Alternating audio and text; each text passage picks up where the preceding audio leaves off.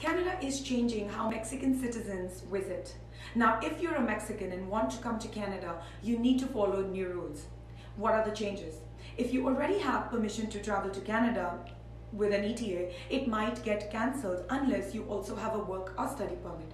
If you're applying for permission to travel and it's not done by February 29, 2024, you might need to start over or get a different permission called a visitor visa. Everyone, even if you planned your trip already, needs to follow these new rules. Now, who can apply for an ETA under the new rules? You're eligible for an ETA if you meet all these three requirements.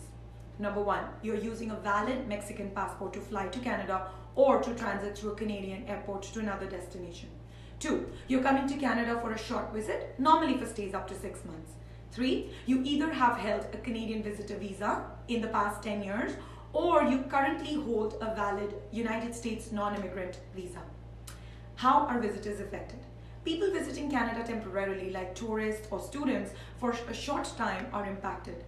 If you had permission before or applied for it but didn't get it by the deadline, it won't work anymore. You need to apply again for a new one or get a visitor visa.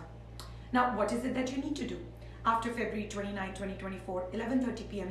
Eastern Time, you need to apply for the visitor visa or a new ETA.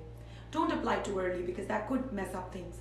Also, if you haven't really planned your trip yet, wait a bit.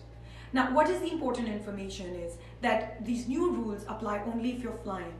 If you are coming via boat, car, bus, then you need to apply for a visitor visa.